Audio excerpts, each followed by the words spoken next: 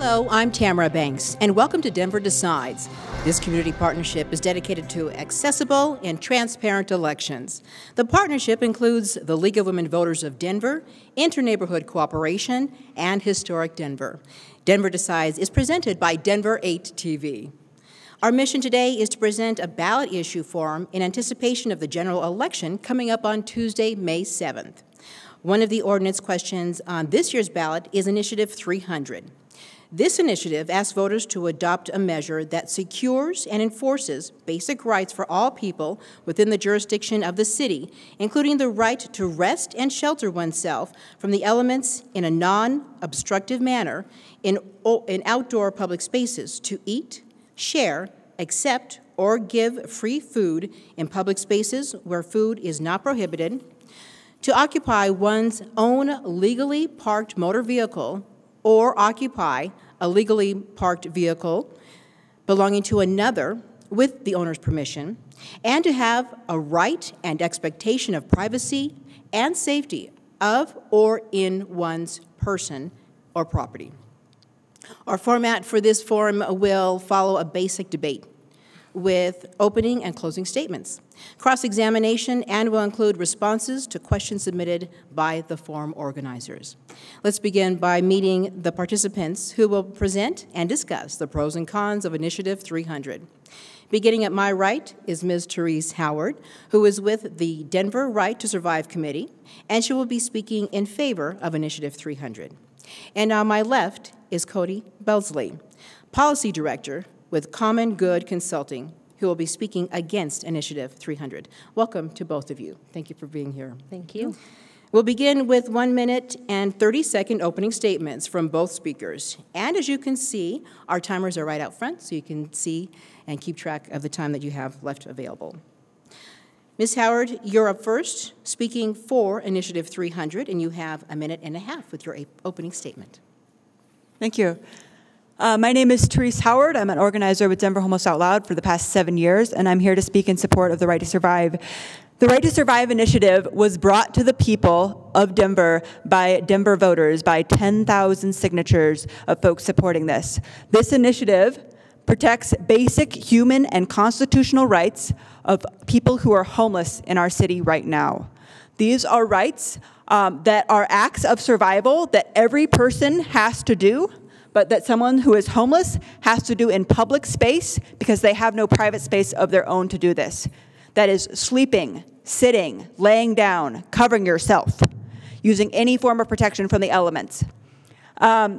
These rights are rights that have been found constitutional again and again by courts, and we are bringing these to the people so that this city protects these constitutional rights for everybody who's homeless. There is a narrative that folks who are homeless are out on the streets by choice. That narrative is false. We do not have attainable housing in this city. Anybody in this city who is running for office knows that's the top issue right now. Housing is not attainable. Folks are out on the streets with no option, and we have to use basic forms of protection from the elements to survive. All right, thank you. And now the opening statement from Ms. Cody Belsley, speaking against Initiative 300. Thank you so much for the opportunity to be here tonight. I just want to start by applauding and thanking the proponents for the passion and commitment that they bring to an issue that's really important to Denver and to the future of our community. Together, Denver believes that people experiencing homelessness have a right to be in Denver, but that doesn't mean that we should allow our parks and sidewalks to become campgrounds. Initiative 300 is not a referendum on homelessness. It's not a referendum on whether or not the city is doing enough. Initiative 300 is a very specific proposal to change the way we use public spaces in Denver. It would allow people to camp in all outdoor places like parks and sidewalks indefinitely. It would prohibit the city and county of Denver from enforcing essential laws that protect public health and safety. Most importantly, though, Initiative 300 fails to provide people who are experiencing homelessness today with any sort of new supports or services, and does nothing to address the root causes of homelessness. More should be done to ensure that Denver is a safe and supportive place for everyone. But Initiative 300 is not the answer. It's an unprecedented, risky, and inhumane proposal, and we believe that Denver can do better. All right, thank you. Now, Ms. Belsley, you will have 30 seconds for a rebuttal to Ms. Howard's opening statement. I really, as I mentioned before, appreciate the passion that Ms. Howard brings. However, I think it's important for people to understand that Initiative 300 does nothing to provide new supports or services for people experiencing homelessness today. Interestingly, I just went back and reread the initiative language itself, and the word homeless doesn't appear once in the initiative language. There's no new funding for job, counseling, supports, affordable housing, and nothing done to address the root causes that drive homelessness. Thank you. And now, Ms. Howard, you have 30 seconds for a rebuttal to Ms. Belsley's opening statement. Yeah, so if there is one thing we absolutely agree with the opposition on this, is that this initiative does not solve homelessness. It was never proposed to, intended to, or professed to solve homelessness. This initiative, the right to survive, is a right. It is a basic survival right for people who are homeless. Furthermore, this is only for public space that is accessible to public. That does not include parks after curfew hours or any spaces that are closed. And furthermore, if we want to talk about services and housing and resources, then I wonder where the opposition has been for the past many years in fighting for these resources that we've been fighting for. Thank you. Now it's time for our cross-examination rounds, and we'll start with Therese Howard. You may ask Ms. Belsley a question, and Cody, you will have 1 minute to reply. Terrific, thank you. A couple of questions all wrapped up into one basic question. As someone who has been working with folks on the streets for the past 7 years and knows the extreme lack of resources and attainable housing that is forcing people to have no option but to sleep outside, I am wondering what groups that are funding the Together Denver, the opposition, like the Downtown Denver Business Partnership, Restaurant Association, apartment associations, what groups like that are doing to actually address the fact that we don't have attainable housing or resources in this city right now. Okay, 1 minute. Thanks so much for the question, Therese. You know, Together Denver is the campaign committee that was created specifically for the purpose of opposing Initiative 300. Many members of our diverse coalition, who include parks advocates, environmental advocates, faith community leaders, and as you point out, business leaders, have been engaged in the complicated question of how to best support people experiencing homelessness and how to address housing affordability. One of the things that I think is really interesting is that the homeless service providers, the people who work every day in our shelters, while they haven't taken a formal position either for or against Initiative 300, have released lengthy statements in which they express their concerns about the policy. The Colorado Coalition for the Homelessness says that they don't believe that a solution to the failure should be to institutionalize encampments through a right to be left alone on the street, and that they worry that while it provides a short-term response to our current failed system, it responds to symptoms rather than the causes of the problem. All right, thank you. Now, Ms. Belsley, you may ask Ms. Howard a question, and Therese, you've got 1 minute for your response. Thank you. So as we've pointed out tonight, nothing in Initiative 300 addresses the root causes of homelessness or provides additional funding for services or supports of people experiencing homelessness. We all know that there's no silver bullet to complex social issues like homelessness or housing, but I'm wondering why did you choose to approach this issue and to write this initiative in such a broad and far-reaching measure that extends well beyond a simple repeal of the camping ban and fails to provide new supports and services?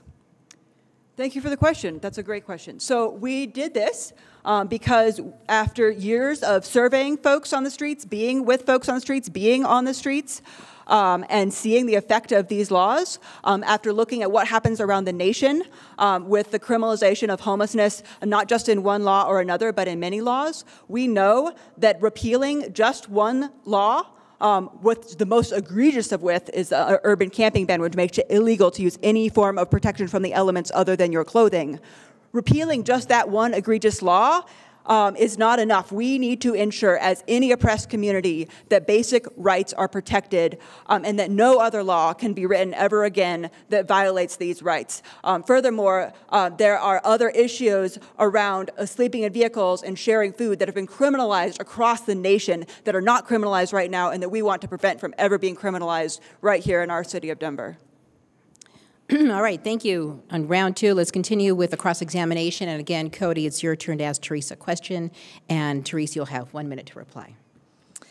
The urban camping ban, which is one of the primary impetuses for this measure, was passed after Occupy Denver established an encampment in Civic Center Park. Occupy Denver has been very active in protesting local businesses, and just this week, CBS 4 aired a video of Occupy Denver members threatening local business owners using violent and profane language in their approach. Can you please explain the relationship between the Right to Survive campaign and Occupy Denver and their tactics in opposing the camping ban? So the Right to Survive initiative was not written by Occupy Denver. It is not proponed by Occupy Denver. They are a separate organization. It was written by Denver Homeless Out Loud and has an endorsing list of 38 plus organizations, including ACLU of Colorado, Democratic Party of Colorado, and many service providers, Network Coffee House, and others who all support this and have backed it and are behind it. So the tactics of one group, such as Occupy Denver, are their own.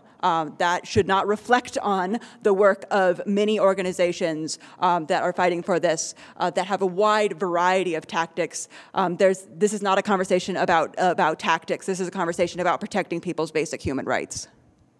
All right, thank you. Now, Therese, you get a chance to ask Cody a question again, and Cody, you'll have 1 minute to answer.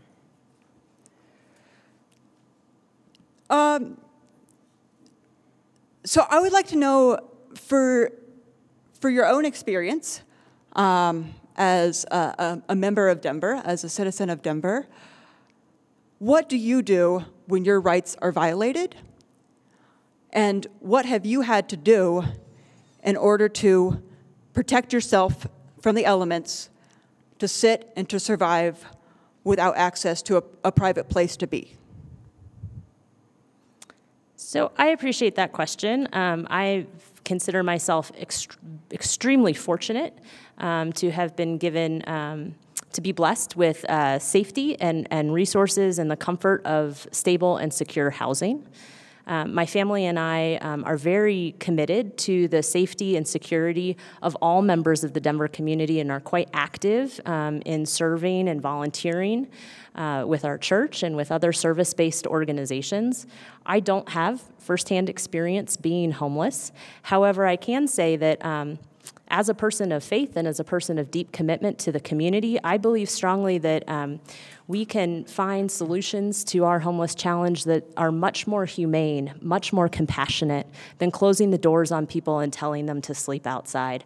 I think absolutely more could and should be done to address homelessness and address housing affordability for Denver, but turning our streets and sidewalks into campgrounds and risking public health and safety is not the answer. All right, our next round, round three. Teresa, it's your turn to go first to ask the question. And Cody, again, per usual, you'll have 1 minute to answer. We're going back and forth then. So I think the question now is, why is it in our community that there is mass fear being spread about people who are homeless? There was an unfortunate moment where the opposition's campaign took our logo and replaced the sleeping person with two people fighting. That is exemplative to me of this very unfortunate narrative that is being perpetuated, that homeless people are dangerous and are scary and should be feared, and that allowing people to be in public spaces which are accessible to the public, which is simply what this initiative does, is enable people to not be discriminated against and use protection when they're in public spaces that are open to the public, that should somehow create a fear of people who are homeless. So why is it that there is this fear of people who are homeless in our community? So I'd like to start just by a factual clarification. The Together Denver campaign has at no time in any forum taken any steps to manipulate your materials, your logos, or any of your information. So I'm very sorry to hear that that happened to you, but I would like to be clear from the outset that that was not an act of Together Denver. Another thing that I'd like to be very clear about is that Together Denver in no way, shape, or form is trying to disrespect people who have experienced homelessness. We have taken gone to great lengths to run a compassionate and honest campaign about what the likely impacts of this initiative would be. And what we have seen from communities like Los Angeles and Portland is that when large groups of people live together in public places without the benefit of basic infrastructure, public health and safety is at risk for both the people living in the encampments and the broader community. All right, thank you. And now, Cody, question for Therese. And Thank you. 1 minute. So one of the issues that our campaigns disagree about a lot is the impact that this measure has on park curfews and other laws. I have the initiative language in front of me, not just the ballot question, but the actual initiative language. And Section D1 reads, "It shall be unlawful for the City and County of Denver to enforce any ordinance, resolution, regulation, rule, or policy that limits, prohibits, or penalizes the rights secured by this ordinance." That language has been interpreted by the city attorney's office to mean that the city would be unable to enforce a whole list of public health and safety measures, including the unauthorized camping ordinance, which we've discussed, the sit and lie ordinance, trespassing on public property laws, park curfew laws, health regulations, park permits, and policies around the requirement to show identification. So can you help me understand, Therese, how it is that the initiative language is so clear, the city attorney's office understands the violation of park curfews, but your campaign continues to insist that park curfew laws would remain in place? Yes, thank you. So the initiative language, also if you look at another portion, I don't have it in front of me. Would you like my copy? Sure, yeah. So if you look at the portion that is the definition of public space, which is section B1, that refers to the space that these things can be performed in. And what that is public space that is accessible to the public. Our interpretation of that is that accessible does not mean if it's closed. If there's a park curfew, if a space is closed, if there's specific restrictions such as fees to get into that space, that is not accessible to the public. This is an interpretation which other lawyers share and which is something that would ultimately be what would be interpreted by courts if that were to need be. However, that is clearly what the language says right here and what would be brought forward. Tamara, could we just stay on this point for 1 minute? No, we can't, but you'll have some time in your closing statements, May I okay? have my language back? Thank you. Thank you. So that brings us to our final cross-examination round, and Cody, you will get a chance to ask Therese a question first. One of the things that has become clear in the chance to talk with you about this initiative in tonight's forum and in other forums is that a lot of the implications of this initiative are sort of yet to be determined. As we just demonstrated, there's a difference of opinion about how existing laws will be impacted by this. And as hasn't yet been pointed out, but I think is important to note, if approved, Denver would be the first city in the country to adopt such a broad and sweeping policy. So I'm just curious, has your group, in thinking about implementing this new policy, done any analysis to understand what it will cost the city to enforce this law, to engage in litigation, to clarify the interpretations of this law, to address infrastructure needs in our public parks and public places, or to address the public safety and health costs associated with implementing this law, given that it is unprecedented and that there isn't a model that we can look to understand? What analysis have you all done to understand what the impact will be to our community? Yes, absolutely. I'm glad you brought up those points because there's a few things going on here. Number one is the cost. The cost right now of policing camping ban laws, sit-lie laws, and other laws, policing the homeless community is massive. Different reports show at least $1 million being sent here in Denver just to police the homeless community. So there's actually a cost savings that we see as opposed to a cost spendings. In addition to that, we're looking at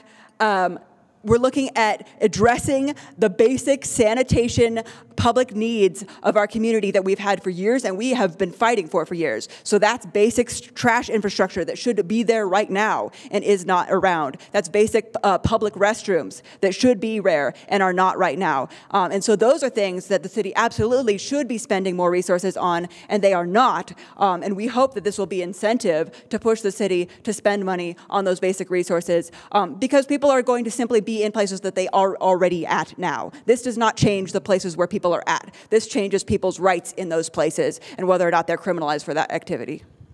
All right, thank you. And now, Ms. Howard, you have the final question to give to Ms. Belsley. And again, Cody, you have 1 minute to answer. So I understand that, that there's a lot of discussion about the breadth of this initiative.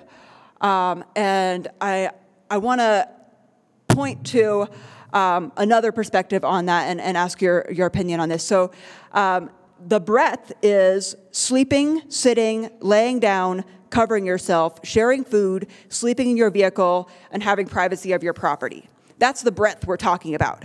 And so I guess what I wonder is, how is it too broad to protect people's basic human constitutional rights to do things that every person has to do to survive, and to do them in public spaces that are accessible to the public, and to bring that forward to the people, where there's always an ongoing process through City Council to make any sorts of needed revisions? How is it too broad to protect those specific acts? We're talking about those specific acts: sleeping, sitting, covering yourself, laying down. How is that too broad? So thank you so much for the question and the opportunity. I would encourage our voters, if they haven't had a chance to yet, to actually read the Right to Survive initiative language. What you'll find is that there are a number of important terms that are not defined in the initiative. This poorly written and overreaching language fails to define what it is to shelter. It doesn't define what an acceptable shelter would be or what sorts of building materials could be used in a shelter. It also makes it illegal to harass, terrorize, threaten, or intimidating any natural person exercising their rights secured by this ordinance, but it fails to define what is meant by those terms. So a first responder, a trained outreach worker, a private citizen who approaches someone on the street who appears to be in need of help, whether or not they're experiencing homelessness, could be subject to legal action against them if the person feels to be harassed or terrorized. So those are examples of the types of overly broad language initiatives. All right, our next few rounds will feature our speakers responding to questions submitted by our forum organizers. Each speaker will answer each question, and the responses will be 1 minute. We'll begin with Ms. Howard, who is speaking here on behalf and support of Initiative 300. So the question is, what are the overall purposes of your group, each of your groups, and are they working on other issues besides this initiative? So what's the overall purpose of your group, and are you working on other issues beyond this ordinance? Yeah, thank you. So I'll speak as a member of Denver Homeless Out Loud, which I have been for the past 7 years. Our purpose and mission is to advocate for the rights and needs of people who are homeless, to get the voice of the homeless community into the public, to shape the policies and decisions that are being made. and to create a world where everybody has access to safe places to call home. We have been doing this work for 7 years, running legislation to address the criminalization of homelessness, building tiny home villages, starting that movement, advocating for public bathrooms, fighting at City Council for more attainable housing options, and on and on and on.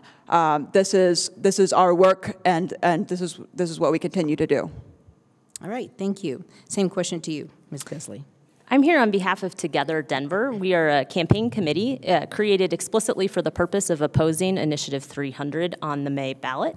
Our coalition includes faith-based leaders, environmental advocates, park advocates, neighborhood organizations, as well as former elected officials and, of course, the business community.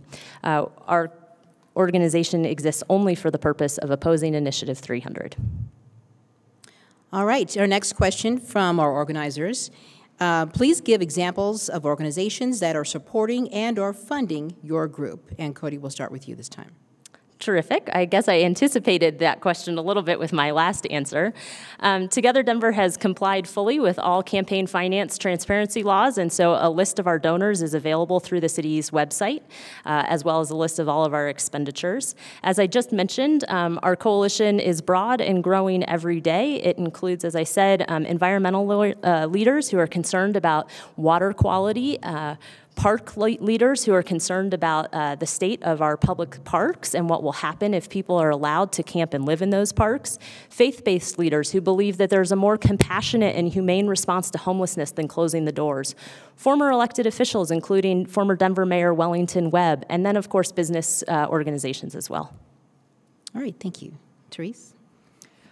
So currently to date, I believe we have 38 community organizations who have endorsed this initiative locally here in Denver. That includes groups like the ACLU of Colorado, the Denver Democratic Party voted to endorse this, the Interfaith Alliance of Colorado, the National Coalition for the Homeless, National Law Center on Homelessness and Poverty, many service providers, the Network Coffee House, Empowerment Program, Bayard Enterprises. So those are some of the community groups, and there's many more. There's also elected officials and former elected officials, Representative Joe Salazar, Representative Joe Von Milton, who have sponsored this in the past, and 10,000 voters who signed this initiative to get it on the ballot.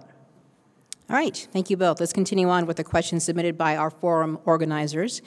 The question is, if Initiative 300 passes, will it allow people to sit, lie, or sleep on private property?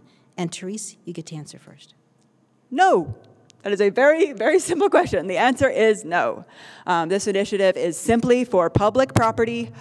Private property is not affected. And I will say, I actually think that the passage of this initiative is going to mean that less homeless people are needing to survive on on private property because there will be actually public property that you have a legal place to be.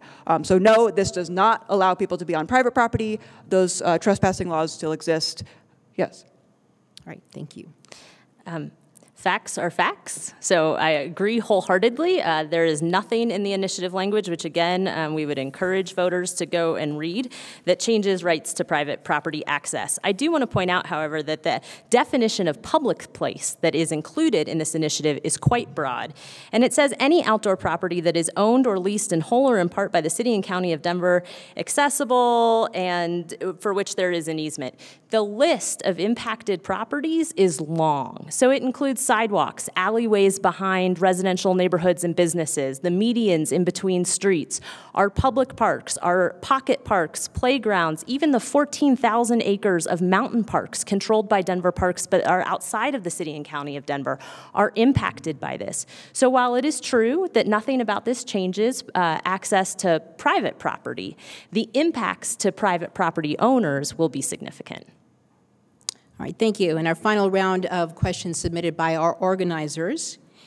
If people without homes need to sit, rest, lie down, or sleep, where can they go if Denver's camping ban is in effect?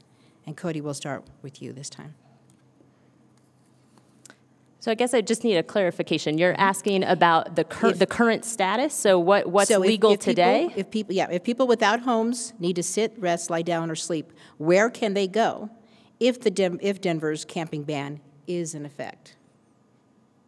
Well, that's status quo. I mean, that's a question about what is happening today, not what happens under Initiative 300, right? Mm-hmm. So I think we see and experience every day in Denver what life is under the camping ban.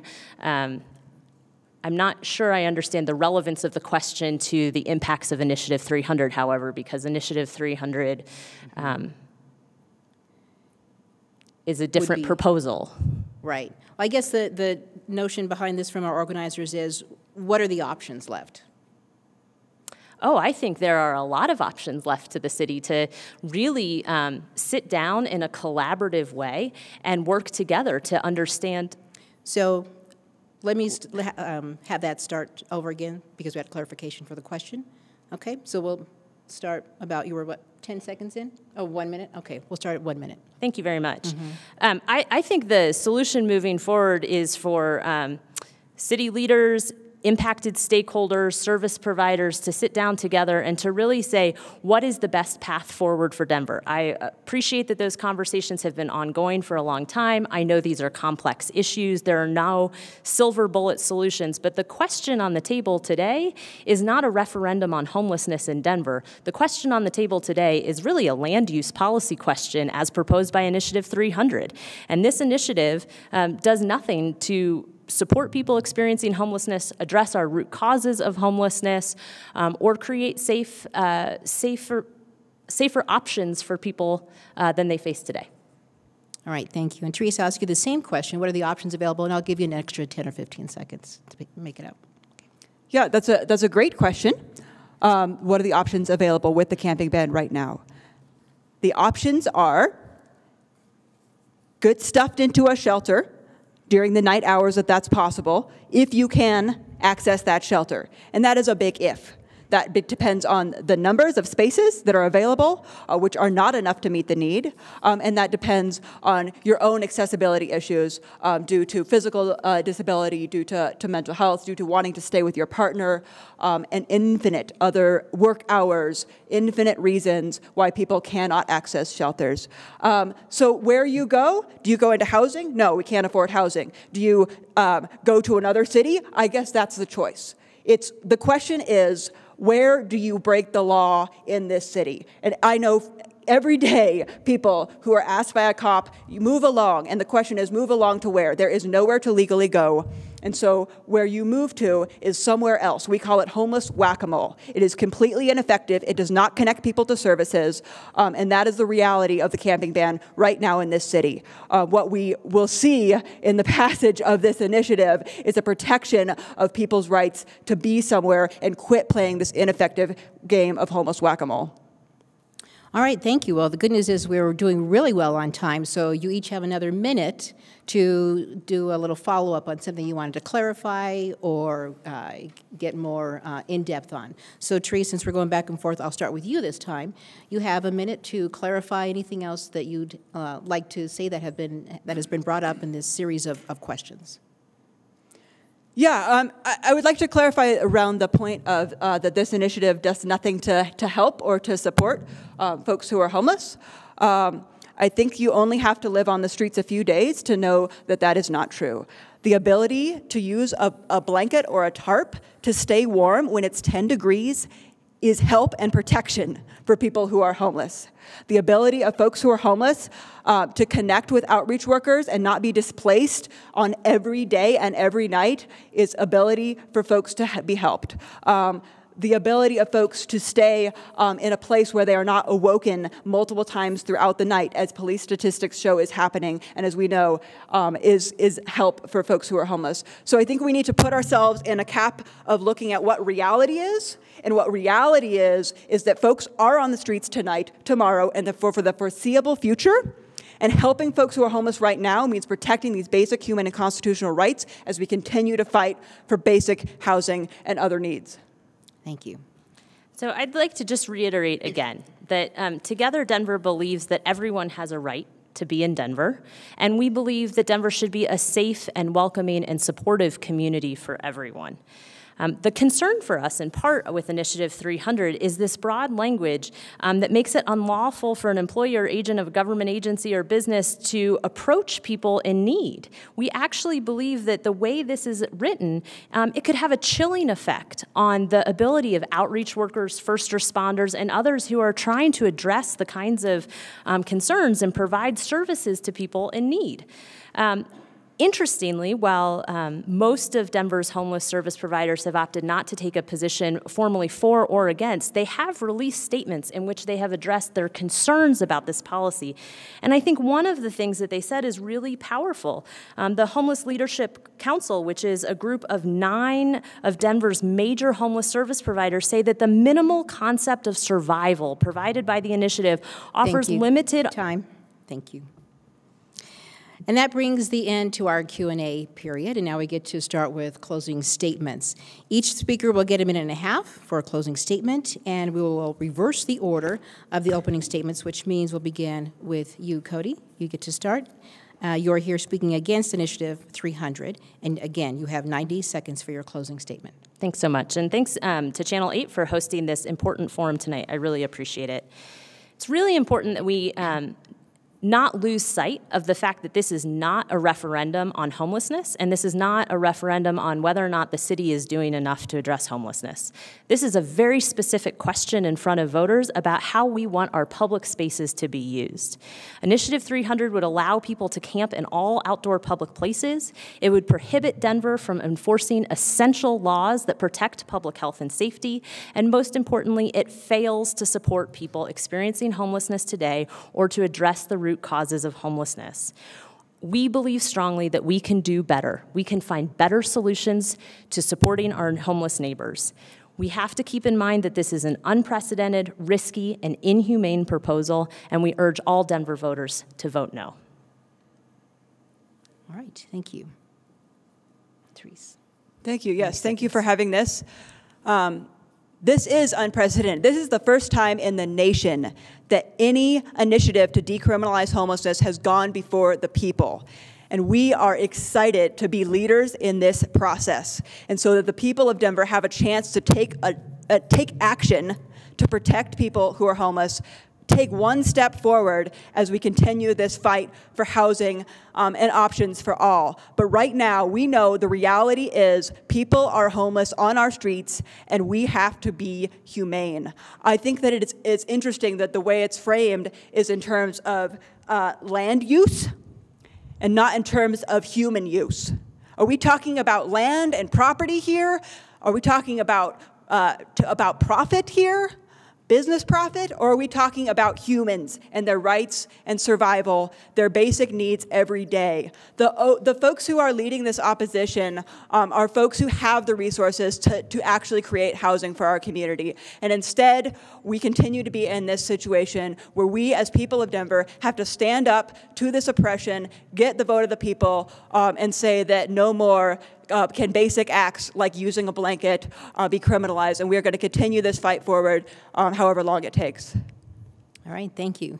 Now it's our audience's turn. Let's give these folks a big round of applause for being here tonight. Well done. You can exhale now. We hope we've given you a fair look at the pro and con arguments for Initiative 300.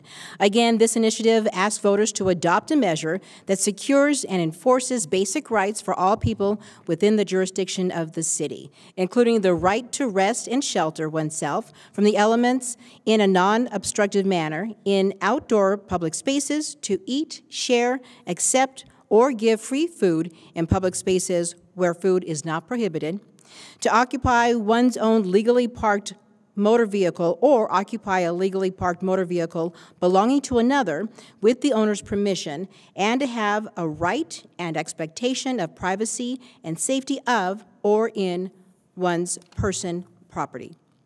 Our thanks also to Denver Decides partners, which include Interneighborhood Cooperation, the League of Women Voters of Denver, and Historic Denver. Denver Decides is presented by Denver 8 TV. Remember, the election is May 7th. That's a Tuesday. Let your voice be heard. Make sure you're registered to vote. Go out and vote. And for more information online, go to denverdecides.com. I'm Tamara Banks. Thanks for joining us. We'll see you next time.